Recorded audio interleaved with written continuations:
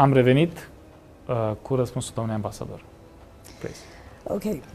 The relations that we have with the United States is very special. We have a lot in common. We are like-minded. We are very Americanized in Israel. The United States have interest in having cooperation with us in all the fields. Sometimes it's better, sometimes it's less good. Like now. Like now, but it had happened before, and it will happen again.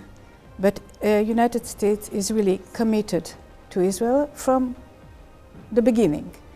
The problems we have now with the United States is really not only a problem of personnel like or dislike between President Obama and the Prime Minister Netanyahu. It can happen, it doesn't have to interfere with the relations between the country. And on the contrary, now that the agreement with Iran has been signed, the United States has pledged to give us all the military support we need to defend ourselves in case that Iran doesn't really keep its word. So, especially that Iran just received 300 intercontinental missiles from Russia. From Russia. So that's S-300, if I remember correctly. That's the relations that we have with the United States. We feel very close to the United States. I think that they too feel close to us. And that's in a big image, yes, the situation. With Russia, it's a little bit... I'm sorry, a short question maybe with a short answer as well. Could I ask you, what would be the... maybe I could answer for Romania as well, but I'm not an official, I can tell you my opinion. What would be the best for Israel? To have a Republican winning the elections? I don't know. Or a Democrat? I don't know, and I don't think it matters really, because really? United States is committed to Israel, whoever the president is. No matter of the person or the party? I don't think so. I don't. You know, there is a Jewish community in the United States, and people always speak of the Jewish lobby and the Jewish influence, yes, and the Jewish vote. Yes. When you check it, it's 50-50. So okay, really, it doesn't really matter which side. It doesn't really matter. Okay. Again, an American president, whoever he is, will be committed to Israel. Absolutely. So that's about the United States. About Russia, I said it's more complicated. You know that in the beginning, there were a lot of people that came from Soviet Union to the state of Israel that was newly established. The Russians thought that they had their communist branch in that new socialist established country. It didn't work like that. So no, at all. Not all. So they started to support the Arab states, and we had not so good relations with Soviet Union and its the country around it, the satellites. Since the new situation of having Russia instead of Soviet Union, we have good relations with Russia. We don't see eye to eye. We have some difficulties explaining them why we are against their support of Iran, of Syria, etc. They have their own policy, they have their own interest, but on other fields we do have very good relations, not militaries. We have good relations on the field of agriculture, of technology, of IT, of cyber, even cooperation in the military field, so that we won't find ourselves in a situation where Israeli planes and Russian planes are attacking the same lot. China is a new player. We have relations with China for about 20 years, that's all. It is a newcomer to the Middle East. The Chinese have always interest wherever they go, be it in Africa, be it in Europe, or in the Middle East. They are very difficult to understand. we do have good relations. We have an embassy. They have an ambassador in Israel. We develop IT together. They are buying Israeli companies like they do everywhere. Absolutely everywhere in the world, yes. So that's the Chinese. What do you mean they are difficult to be understood? Because you don't always know that what they really want. More than any other player in that region. And are they active now in the Middle East, or more they are silently active? I guess they are more silently acting. I told you they are against Daesh because of the Uyghur minority that they have in a minority of a few millions. That's not really a minority really in our way of seeing things, but they are afraid that the Daesh will have some influence in China too. My last question about Middle East and all of this is, who do you think will be the most important player in the Middle East and the surrounding areas in the next years? And here I'm taking, to be easier for you, I'll take Israel out of it and the other countries surrounding you, from the big players. I'm afraid it's Russia. But you have forgotten one player, which is Europe. I'm sorry, yes, you are absolutely right, yes. And Europe has a lot to say in that context. From one side... Does Europe exist? Because here it's complicated. It is, of course it's complicated. EU is... it's not so united. United, exactly. But they are a player, and today they are confronting that immigration crisis. And I think that their interest is to have the root of the problem solved. Absolutely. So I think they may be an important player in that connection. Ms. Ambassador, you are an excellent invitee, and with your elegance, you managed to give so many truths of your side, let's say, but to put it very bluntly on the table. Let me ask you a few things which are not regarding the Middle East and the game of power there. You have been in Romania before. Yes. You have been a diplomat. I think it was your second or third post, if I remember well. Your second from the CV. And you were a counselor at the embassy here from 1988 to 1991, if I remember well. That's right. Okay. Very interesting times. Very, very interesting times. And I want to ask you, I will put you several questions in one just for having all the time to respond. One is, how was for a diplomat to live in a country with Ceausescu having ruling the country? Second, how is the revolution perceived by the diplomat I have in front of me?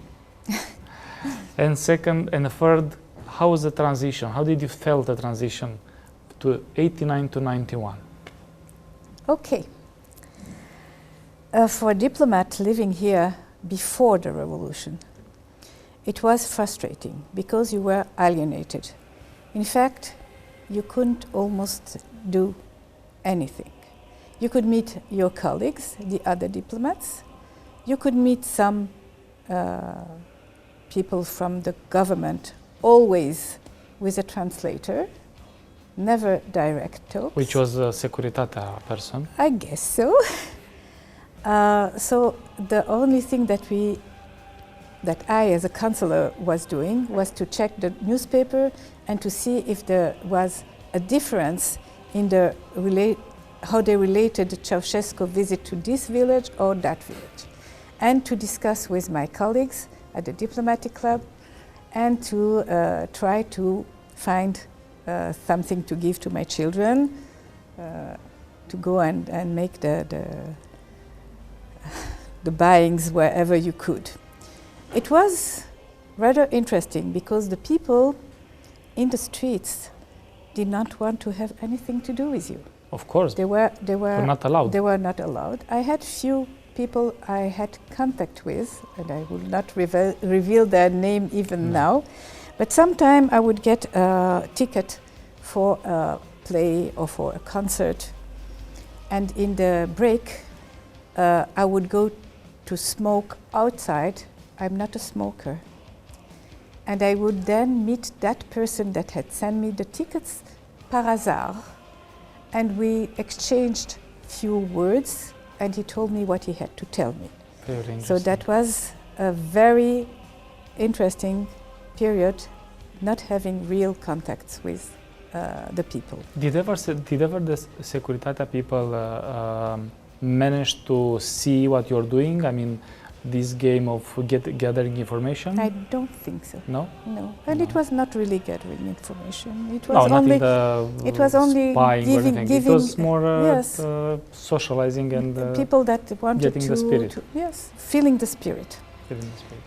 So that was interesting. The Securitatea was after me all the time. I hope sometime I will have a chance to see my files.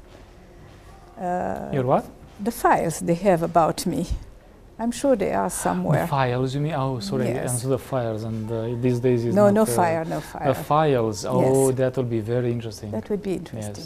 Yes, yes. Then, during the revolution, it came as a surprise to all of us. Really? Really. As we were not But connected. If all the Romanians are saying that it was planned and all Planned the by diplomats by Russia, by Russia, by others. by others? I don't think the people in the street knew it was planned. No. The people in the street felt it was a real revolution. They were going out to save the nation, and that was what they were doing, and that was what we saw in the first days of the revolution. We saw the people being lifted by a spirit of liberty, and it was extraordinary. It really was extraordinary. Later on, Yes. we discovered that there were some manipulations. But on the spot, it was great. And I tell my Romanian new friends today, I was here with a baby. She was 5 months when we came, and she was a little more than a year during the revolution, almost 2 years old. And her father used to go with her on the street with the trolley. And she came home and said, Michal, what did you do? And she said, oe, Ceausescu nu mai e. So that was the spirit at the time. But the diplomatic community, in the diplomatic community, was the sense of or the feeling, at least the year or the years before, that he will not remain? We saw everything falling apart around, but we didn't see it coming to Romania. No. Wow. And it's after the coming revolution, as a surprise for me, because I thought that maybe in the diplomatic community we didn't have real contacts. Yes. I guess the diplomats from the country around knew that something was coming. Or Russia, United States. Yes. When it started in Timișoara with the priest and the things over there, yes, we knew that something was moving, but we thought he was too strong to be overthrown. So that's the way we lived it until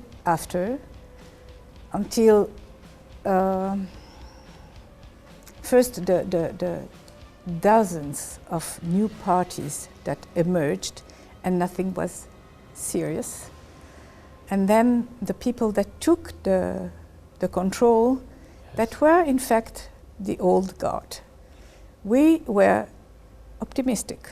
We thought that they really meant to change the things, and then started the Mineriada, yes, the miners came. And then I left Romania.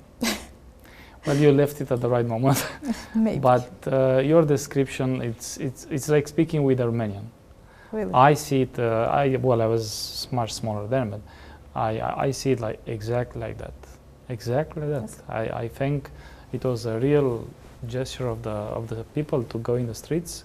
It was confiscated, and the old guard took over, and some of them are still now pulling strings behind the scene. I was saying to my friends in Israel, You know, there was a revolution. The heads are gone, Ceausescu and his close allies, but the system is the same. In school, they are teaching with the same books. In the ministry, these are the same people with the same system. So they need to go beyond that. Yes. In the last year, when I prepared to my post, I saw that there might be more to do. Ms. Ambassador, now we are, let's say, progressing. We've made a big progress from the moment you left Romania. We still have things to do. Yes. But I will ask you something. I had an invitee which was very special as you are, a lady which represents very well Romania in Israel, and with the same elegance and dignity, and she responded to difficult or non-difficult questions.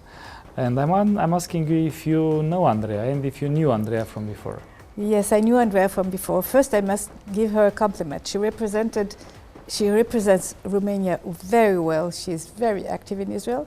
And in your show that I had a chance to see, she represented Israel very well too. The secret that we share, Andrea and me, is that in that period when I was here in Romania in 1989, 1990, she applied for an Israeli scholarship to go and study in Israel. And I was then at the embassy and I interviewed her, and I was the one that recommended her to get the scholarship in Israel. So when she came, last time she was twice in Israel. Last time when she came, I wasn't in Israel.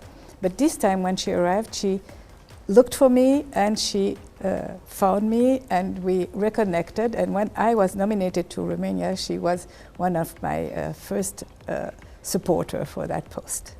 Wow, well, this is really something. I mean, it's closing a circle. It's closing a circle. But both of you, excellent diplomats, excellent women diplomats, and excellent women.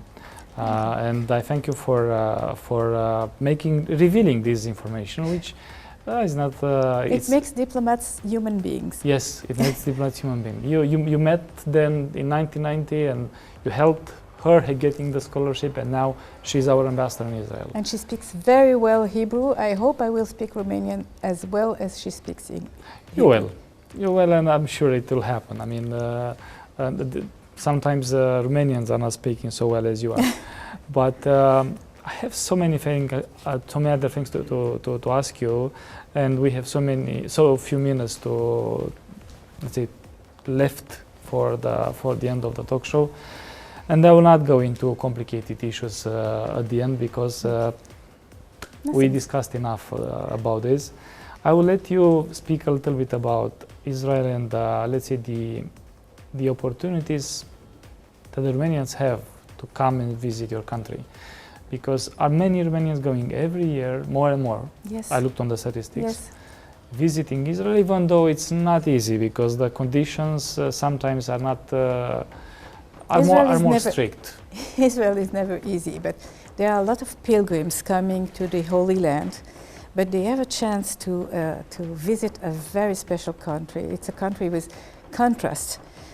First of all, when you are in Jerusalem, you are in Israel, in fact, you are always in the footsteps of someone, be it the Christ, be it the Crusaders, being the Mamluks, or the British, or the history of the State of Israel, in the footsteps of the Bible, where King David was and Solomon's temple was. So this is one of the most extraordinary facts about Israel. There are also wonderful places to visit, from the snow in the Golan to the Dead Sea, 400 meters below the sea level, or Eilat, where you have sun almost all year long. So you can ski in the morning and after 4 hours be in the sea in Eilat for a suntan. Tel Aviv is an open city, very, very interesting in the cultural field, in the science field. The Israelis are very open, maybe too open people. They tell you what they think, they don't go around The food is from everywhere. We have Romanian restaurants, and we have Chinese restaurants, and we have Middle Eastern food, and everything is mixed. Tel Aviv is a city that never sleeps.